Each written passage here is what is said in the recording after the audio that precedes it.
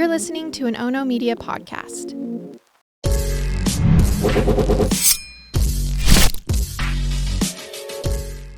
Good morning, and thanks for joining me for Rise and Crime, your morning caffeine hit all about crime. I'm Momma Julz, and you guys, it's Christmas, so Merry Christmas.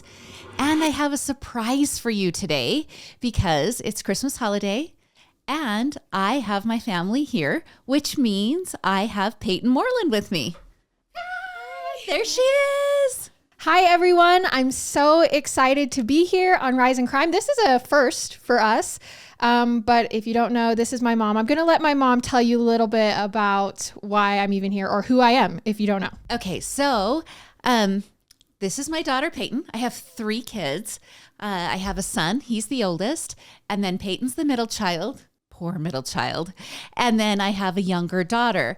Both me and my younger daughter work for Ono Media, which is Payton's production company. And I think it would be fun if, for those of you who don't know our connection, why we are working together, it's all because of Payton. So why don't you tell them how you started Ono Media? Yeah, so growing up, my mom was always watching Nancy Grace or CSI. I remember CSI was my favorite show growing up, and I couldn't wait for Thursdays so we could sit and watch it together. And essentially, I just kind of was molded into a true crime fan, if you will. And then eventually I went on to start my own true crime podcast back in 2020 called Murder with My Husband. And that ended up being bigger than I thought it would be.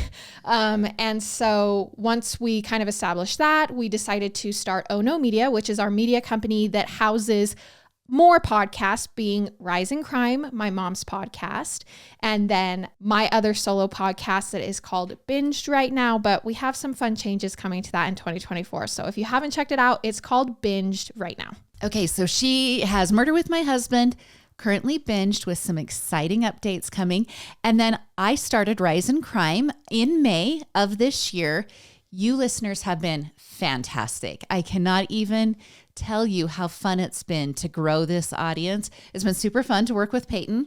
I am incredibly proud of her. She's always been driven from the time she was little. She has so much more to her than a podcasting life.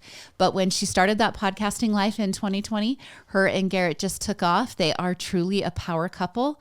I also, when I explain her and Garrett to people, I say, I don't know if there would have been anybody else for each one of you. They are truly meant to be together.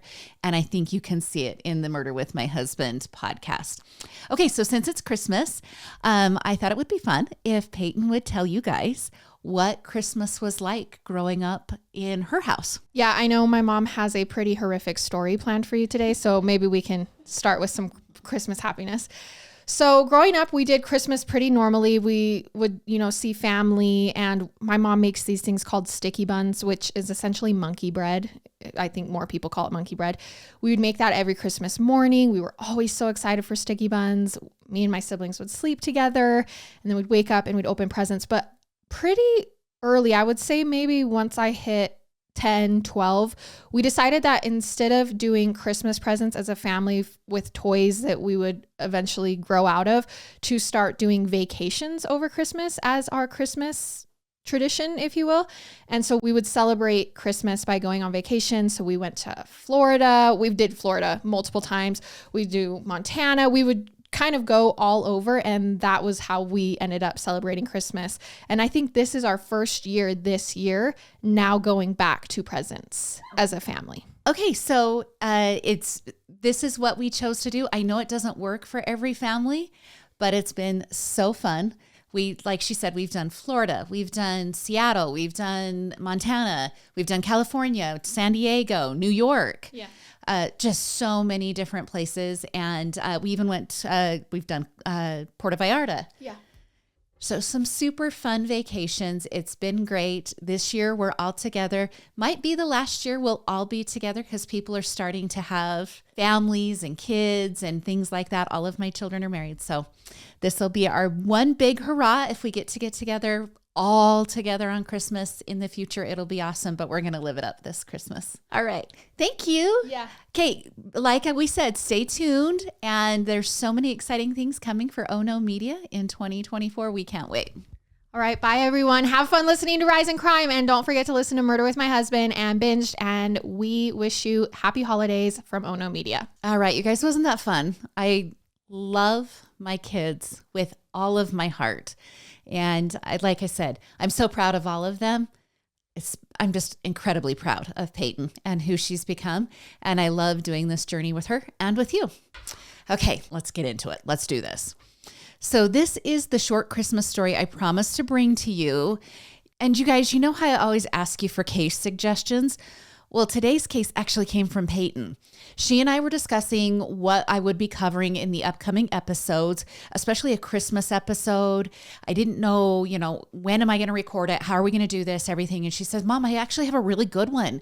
I never covered it for Murder with My Husband because it was kind of shorter and it wasn't going to work well with me and Garrett and how we do it. So maybe you want to cover it for Rise in Crime. So here we are with that case. So let's get started.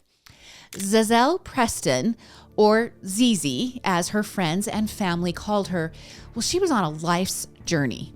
She had 2 young daughters, Zayana and Valise, and I really hope I'm pronouncing those 2 names correctly.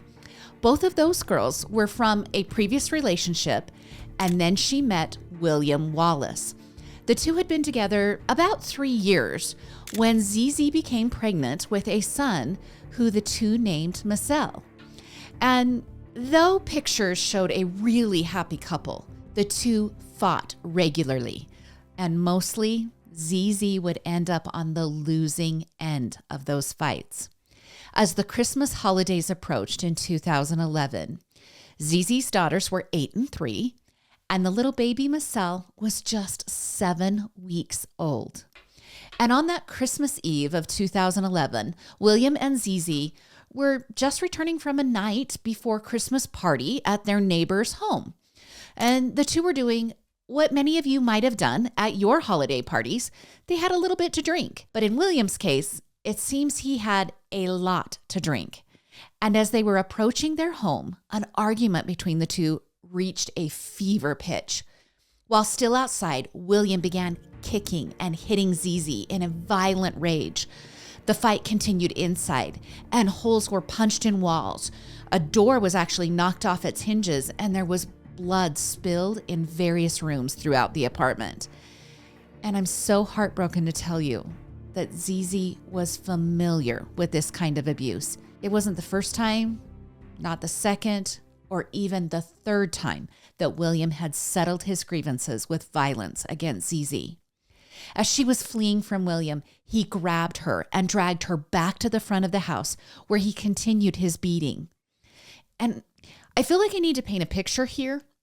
Zizi is not a big woman. She's kind of medium build and very thin. And William, well, he has obviously male strength and a massive size advantage over her. Neighbors who had witnessed the abuse said it appeared William was picking up a lifeless body when he finally carried Zizi back inside. Now, I'm just going to guess, for most of you listening, you're asking, why didn't the neighbors do something? Because I don't really have an answer. But I can tell you this. Maybe the reason they didn't do anything is because they had seen it all before. Or possibly they knew about William's past. See, in 2008, William spent 45 days in jail when he was convicted of battery against a cohabitant, so somebody he lives with. Well, William did have to attend a batterer's treatment program as part of his probation for that sentencing. And maybe he was a slow learner, or maybe he's just a mean man, because it wasn't soon after the release when Zizi had to file a restraining order against William. But relatives said William was an expert at apologizing, and he would manage to convince Zizi to forgive him until the next time, which happened at least 2 more times when it was recorded by law enforcement that William had violated the restraining order. Of course, this landed him back in jail, but Zizi would visit him in jail. And then eventually, Zizi became pregnant with William's child, and during one of his incarceration periods, Zizi visited him, and he told her he had found Jesus. He promised. He did his magical convincing, and he said he wanted to live a life as a man of faith. And she believed.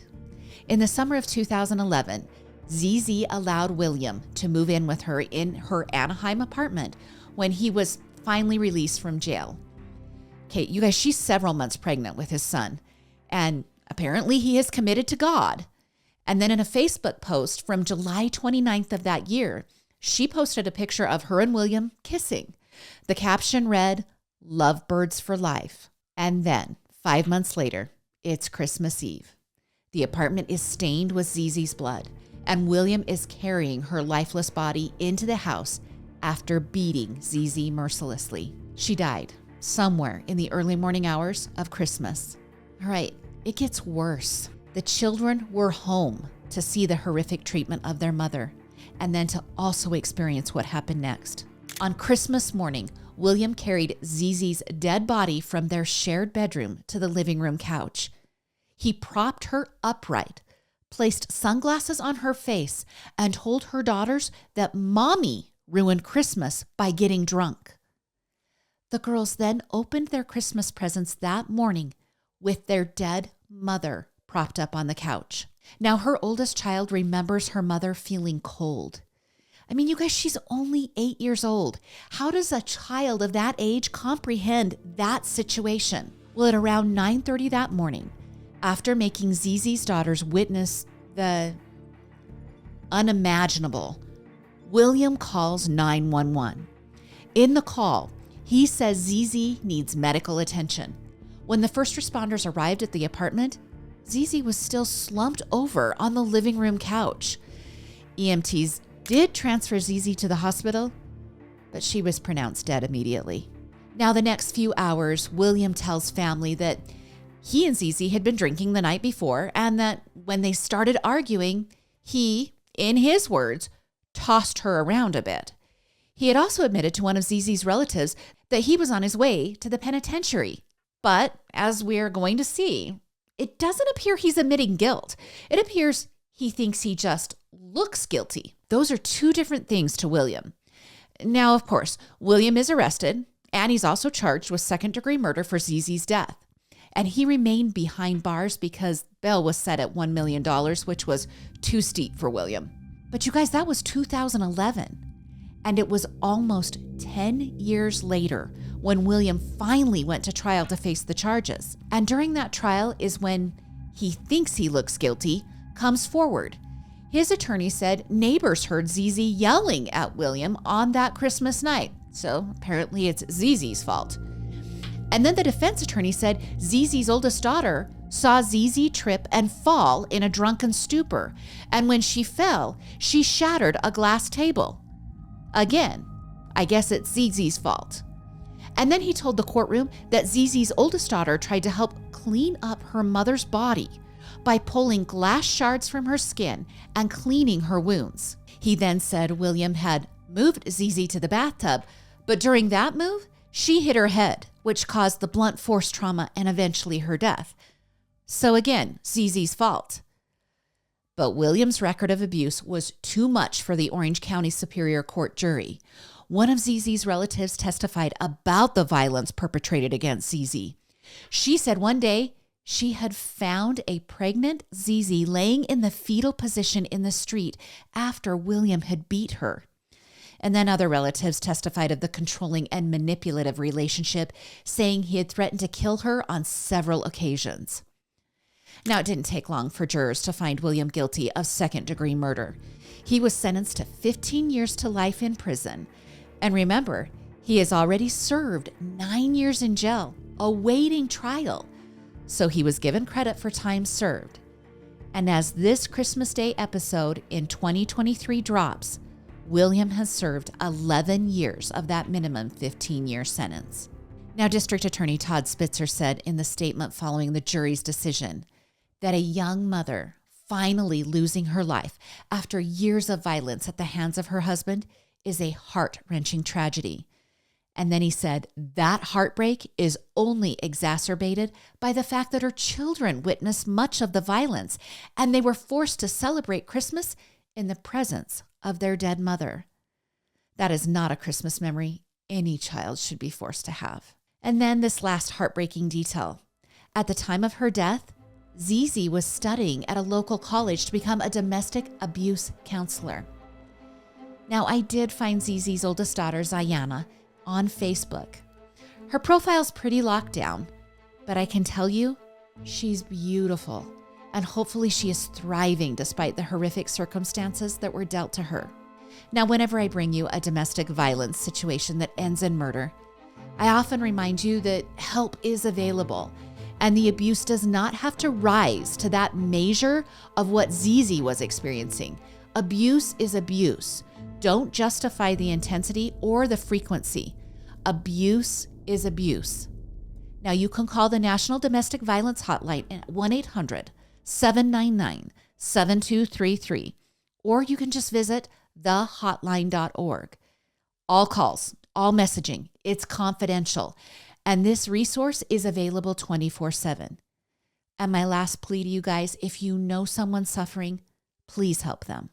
All right, that's your Christmas episode of Rise in Crime.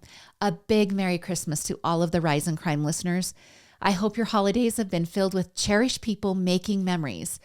Please just keep sending me your case suggestions. And before you leave, could you hit that like button if you're listening on YouTube? Or even better, give Rise in Crime a follow, and even better, subscribe for downloads. Thanks for being here with me and with Payton at the beginning. And remember, there's big news coming up. Join me again on Thursday for more morning crime news. I'm Mama Julz, and keep safe out there.